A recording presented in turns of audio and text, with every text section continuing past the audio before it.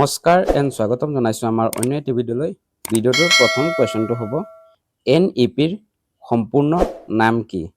ইয়াৰ উত্তৰটো হৈ যাব নেশ্যনেল এডুকেশ্যন পলিচি অৰ্থাৎ ৰাষ্ট্ৰীয় শিক্ষা নীতি। 2 নম্বৰ কুৱেশ্যনটো হ'ব বৰ্তমানৰ ৰাষ্ট্ৰীয় শিক্ষা নীতিখন কেতিয়া প্ৰণয়ন কৰা হৈছিল? ইয়াৰ উত্তৰটো হ'ব 29 জুলাই 2020। 29 জুলাই 2020 চনত বৰ্তমানৰ ৰাষ্ট্ৰীয় শিক্ষা নীতিখন প্ৰণয়ন কৰা হৈছিল। নেক্সট কুৱেশ্যন ৰেমিডাইল টিচিং কিয় কৰা হয়? ইয়াৰ ৰাইট এনচাৰটো হৈ যাব দুৰ্বলতা দূৰ কৰিবলৈ।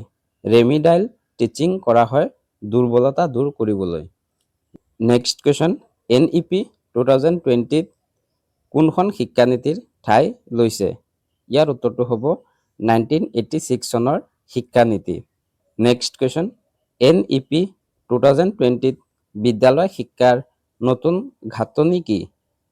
ইয়াৰ উত্তৰটো হ'ব 5+3+3+4। নেক্সট কুৱেশ্যন 5+3+3+4 মডেলৰ প্ৰথম পৰ্যায়টোৰ নাম কি? অৰ্থাৎ প্ৰথম 5 বছৰৰ যি পৰ্যায় আছে এই পৰ্যায়টোৰ নাম কি বুলি সুধিছে। উত্তৰটো হ'ব ফাউণ্ডেশ্যনেল ষ্টেজ। প্ৰথম 5 বছৰত যিটো ষ্টেজ আছে ইয়াক ফাউণ্ডেশ্যনেল ষ্টেজ বুলি জনা যায়। নেক্সট কুৱেশ্যন ফাউণ্ডেশ্যনেল ষ্টেজত কিমান বছৰ থাকে? উত্তৰটো হ'ব 5 বছৰ। নেক্সট কুৱেশ্যন প্ৰি পাৰাটৰি ষ্টেজত কিমান বছৰ থাকে? ইয়াৰ উত্তৰটো হ'ব 3 বছৰ। প্ৰথম ফাউণ্ডেশ্যনেল ষ্টেজত 5 বছৰ, প্ৰি পাৰাটৰি ষ্টেজত 3 বছৰ। নেক্সট কুৱেশ্যন মিডিল ষ্টেজত কিমান বছৰ থাকে? উত্তৰটো হ'ব 3 বছৰ। মিডিল ষ্টেজতো 3 বছৰ থাকে।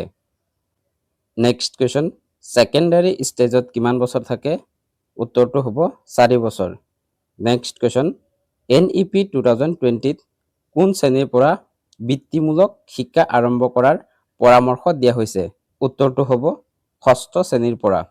NEP 2022ত 6ষ্ঠ শ্ৰেণীৰ পৰা বৃত্তিমূলক শিক্ষা আৰম্ভ কৰাৰ পৰামৰ্শ দিয়া হৈছে।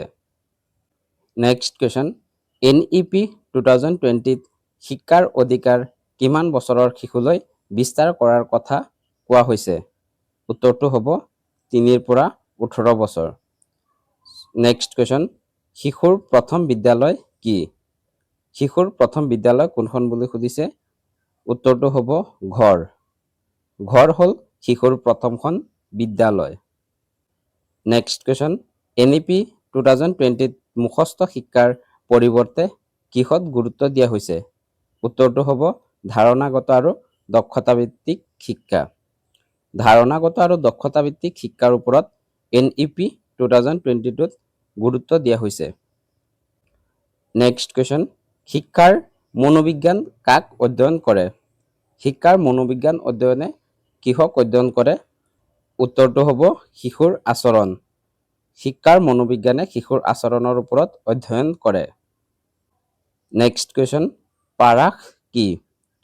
পাৰাখ হ'ল national assessment centre. Next question NTA ৰ সম্পূৰ্ণ নাম কি? উত্তৰটো হ'ব নেশ্যনেল টেষ্টিং এজেঞ্চি। NTA ৰ সম্পূৰ্ণ ৰূপটো হ'ব national testing agency. Next question GER ৰ সম্পূৰ্ণ নাম কি? GER ৰ ফুল ফৰ্ম কি বুলি সুধিছে। উত্তৰটো হ'ব গ্ৰছ এনৰলমেণ্ট ৰেচিঅ'।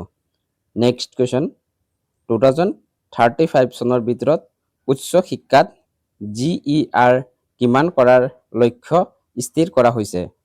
ইয়াৰ উত্তৰটো হ'ব 50%।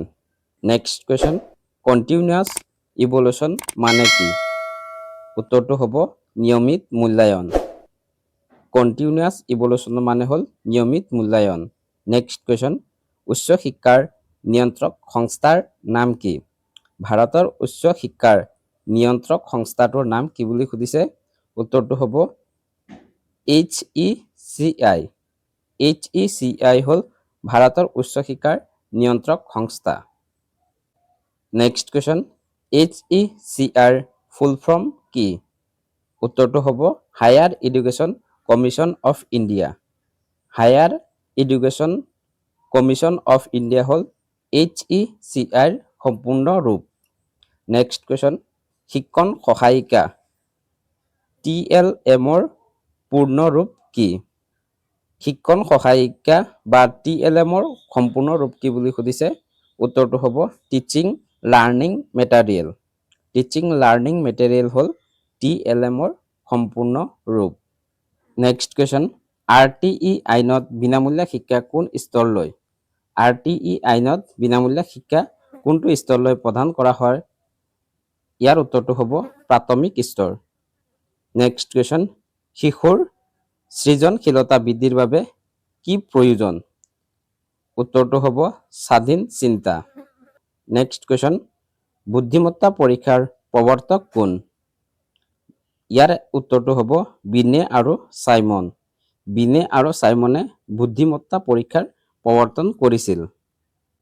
নেক্সট কুৱেশ্যন, শিক্ষণৰ সৰ্বোত্তম মাধ্যম কি? উত্তৰটো হ'ব অভিজ্ঞতা। নেক্সট কুৱেশ্যন, শিশুকেন্দ্ৰিক শিক্ষা পদ্ধতিৰ প্ৰৱৰ্তক কোন? উত্তৰটো হ'ব জন ডিউ। জন ডিউৱে শিশুকেন্দ্ৰিক শিক্ষা পদ্ধতিৰ প্ৰৱৰ্তন কৰিছিল। নেক্সট কুৱেশ্যন, ভাষা শিক্ষণৰ মূল দক্ষতা কিমানটা? উত্তৰটো হ'ব 4টা। ভাষা শিক্ষণৰ মূল দক্ষতা হ'ল 4টা। নেক্সট কুৱেশ্যন, NETF সম্পূৰ্ণ নাম কি? উত্তৰটো হ'ব national education technology forum. NETF সম্পূৰ্ণ ৰূপটো হ'ব এনেধৰণৰ national educational technology forum. Next question, ECCE সম্পূৰ্ণ নাম কি? ইয়াৰ উত্তৰটো হ'ব yearly childhood care and education. Next question, ECCE কোন বছৰৰ শিশুৰ বাবে?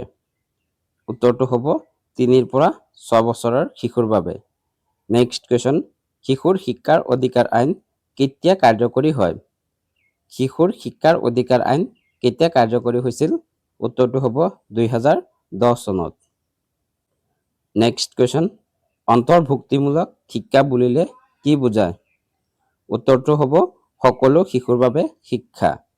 অন্তৰ্ভুক্তিমূলক শিক্ষা বুলিলে বুজায় সকলো শিশুৰ বাবে শিক্ষা। নেক্সট কুৱেশ্যন, শিশুৰ বিকাশৰ প্ৰধান দিশ কিমানটা?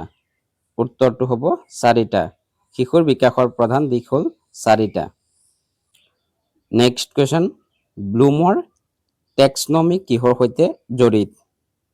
ব্লুমৰ টেক্সনমি কিহৰ সৈতে জড়িত বুলি সুধিছে? উত্তৰটো হ'ব শিক্ষণৰ উদ্দেশ্য।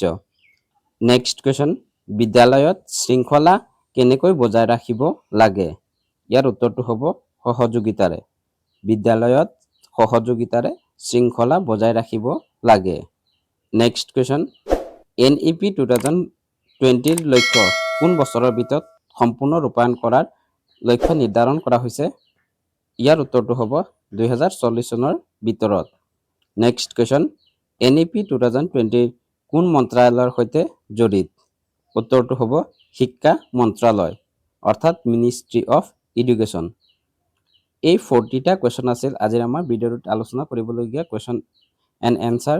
কুৱেশ্যনখিনি যদি কিবা ভুল হয় সেইবোৰতো আপোনালোকে কমেণ্টত আঙুলিয়াই দিব আৰু ভিডিঅ'টো যদি চাই ভাল পায় তেতিয়াহ'লে ভিডিঅ'টো এতিয়া লাইক কৰি চেনেলটো ছাবস্ক্ৰাইব কৰি যাবলৈ নাপাহৰিব। ভিডিঅ'টো শেষলৈ চোৱাৰ বাবে ধন্যবাদ। জয় আই অসম।